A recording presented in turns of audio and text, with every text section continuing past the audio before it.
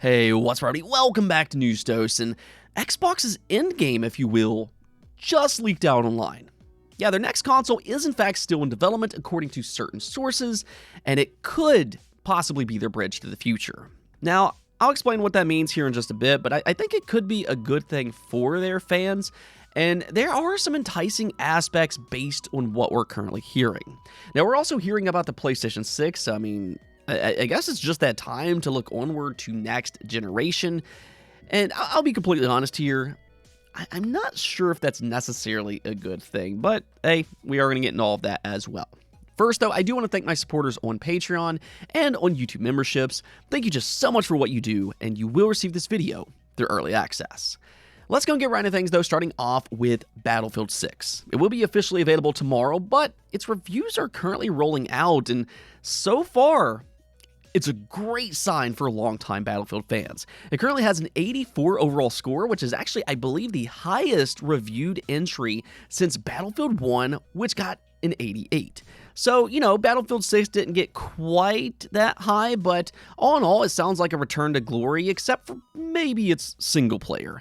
Yeah, it's single player isn't necessarily being as well received as the multiplayer, which I don't think is overly surprising, but that is one of the things that I think is a little bit amusing about games that do have both a multiplayer and single player component in one single package. Now, personally, I think that's a great thing for fans, and I'd like to see more games do that.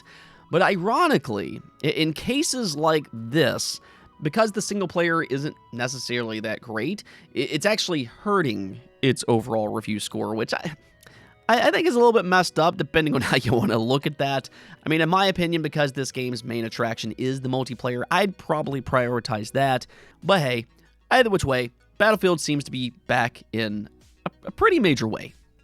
Now, we also got wind of a pretty big AAA cancellation, and fans are really upset about this one, so let's just go ahead and check out what happened here. This comes from Steven Totillo, and he said, in July of last year, Ubisoft canceled a new Assassin's Creed game. The new game would have brought the history-spanning series to one of its most modern settings, the American Civil War, and more so, the Reconstruction period that followed in the 1860s and the 1870s. In this Reconstruction-era Assassin's Creed, gamers would play as a black man who had been formerly enslaved in the South and moved west to start a new life. Recruited by the series' assassins, he would return to the South to fight for justice in a conflict that would, among other things, see him confront the emergence of the Ku Klux Klan. Three sources told GameFile that word filtered through the company last July that management in Paris had stopped development of the game for two reasons. One being online backlash that sprang to the reveal of Yosuke, a historically inspired black samurai, as a protagonist in the company's then upcoming Assassin's Creed Shadows. And then number two, concerned that the political climate in the United States was becoming increasingly tense. So, yeah, I mean, if you remember, the lead up to Assassin's Creed Shadows was chaotic, to say the least. I mean, there was a ton, and I mean an absolute ton of backlash online. But at the same time, I also kind of feel like this report tells us that a lot of people still don't really understand, or maybe they're willfully ignoring what the complaints actually were. At the end of the day, whether you agree with it or not, the backlash stemmed from it being a game set in Japan, which is a location that fans have begged for pretty much since the inception of Assassin's Creed. Yet, Ubisoft decided not to use a Japanese person as the main protagonist. Now, there were also a lot of questions about the historical accuracy of Yosuke to fit him into Assassin's Creed Shadows, which, you know, that was a whole big thing on its own. I try not to get too wrapped up into this type of stuff, but I say all that, though, because I firmly believe that this canceled Assassin's Creed game would not have run into the same issues because it's under a very different situation. This actually seems like it would have probably been a good setting that would have fit the protagonist perfectly, as, you know, as long as Ubisoft could have actually executed it, which is always a question when it comes to them. But similar to games like Wolfenstein and Indiana Jones, which also has some of history's most terrible people as enemies, I think a lot of people would likely have enjoyed this idea to go against the Ku Klux Klan. But hey, apparently it's been shelved for the time being, but I mean, who knows? Maybe it'll return later down the road. All right, now we also got an update for Expedition 33, which continues to push major numbers. It's now up to 5 million units sold, and importantly, this doesn't include Xbox Game Pass numbers. I mean, with every milestone, they've made it a point to give units sold rather than player numbers. So all in all, this game has been crazy successful. It's already very close to Final Fantasy type of numbers, which is kind of ironic considering Square Enix purposely moved that franchise away from turn-based because they believe action games appeal to more people. Now, I think their shift to action has actually had the opposite effect for the Final Fantasy franchise because it's kind of alienated some of their long-term fans. But, hey, with this type of success, maybe, just maybe, Expedition 33 can prove to companies like Square Enix that yes, you can make successful turn-based RPGs like this after all.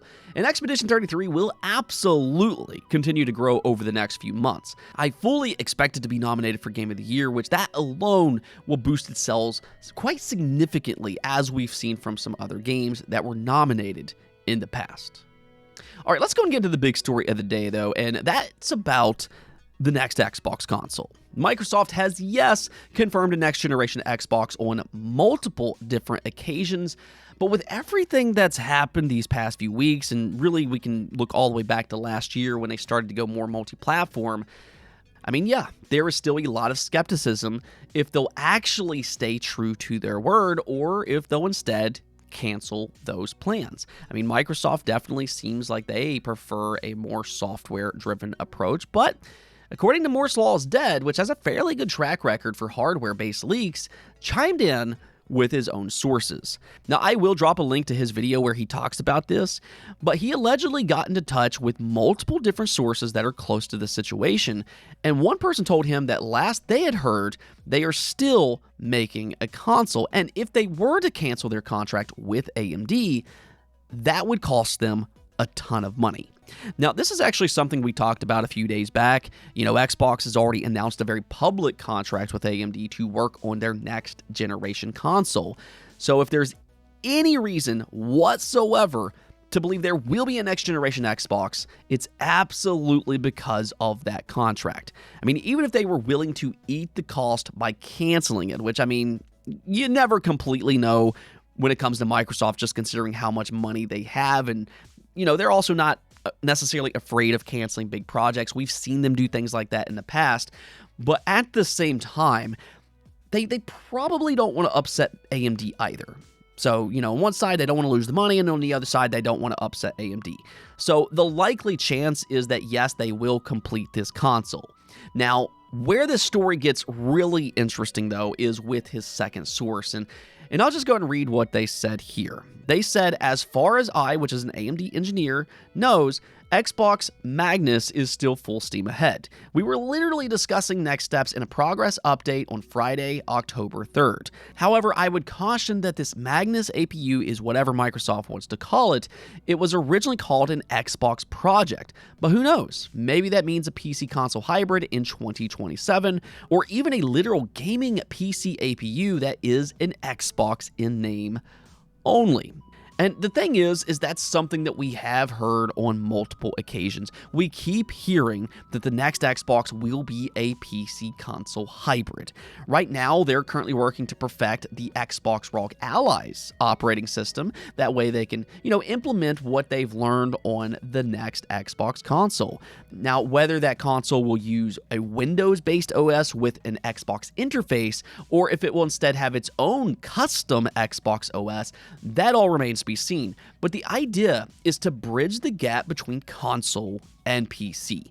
For the first time ever, we would have an actual console that could play Xbox games all the way back to the OG Xbox, but it would also be able to play PC games like Steam games, Epic Store games, GOG games, and even PlayStation games that are on Steam.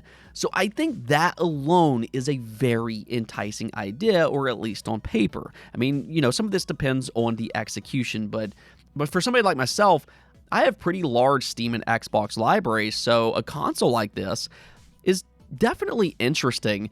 But I'll also say this. This very well could be Xbox's endgame, to basically morph Xbox into PC and just blend it into that path going forward. I mean, if they perfect this operating system, they could even license it out to other PC manufacturers, similar to what Valve is doing with Steam and their OS.